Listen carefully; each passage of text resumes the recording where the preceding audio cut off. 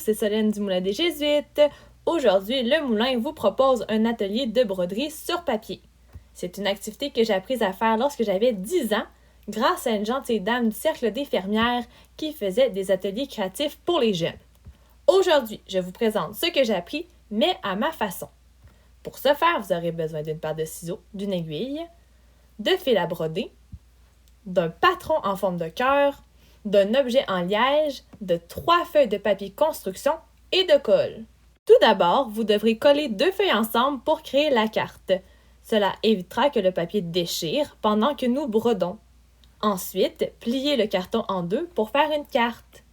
Quand c'est fait, prenez votre patron en forme de cœur et faites de petits points tout autour de la forme.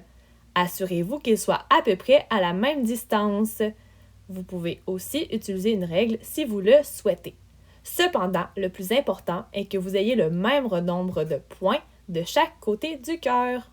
Une fois que vous avez fait tous vos points, ouvrez votre carte et posez le dessus de celle-ci sur un objet en liège, puis trouez chaque petit trou avec une aiguille.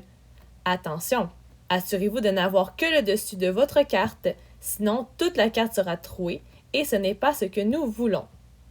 Avant de faire la prochaine étape, vous devrez prendre du fil et faire un nœud à l'une de ses extrémités. C'est maintenant le temps de commencer la broderie. Ouvrez votre carte et faites passer votre aiguille dans le trou le plus bas du cœur, comme sur l'image.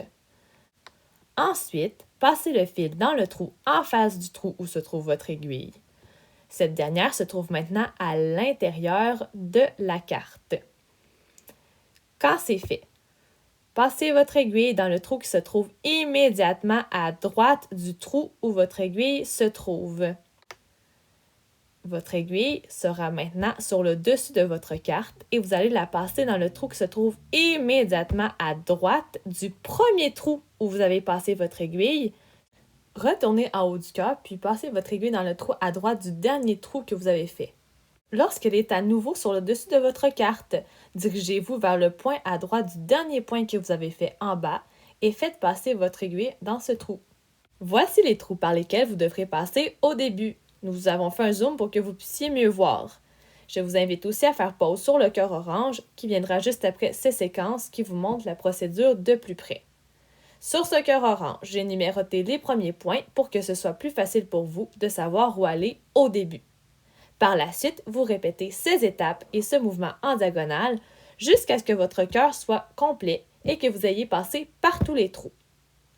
Vous aurez à changer votre fil au moins 2 fois. Cela variera selon la longueur du fil de départ. C'est à ce moment que vous pourrez changer la couleur du fil utilisé, comme dans l'exemple juste ici. Pour ce faire, vous enfilez un autre bout de fil, par exemple orange cette fois-ci, et passez l'aiguille dans le trou où vous étiez rendu.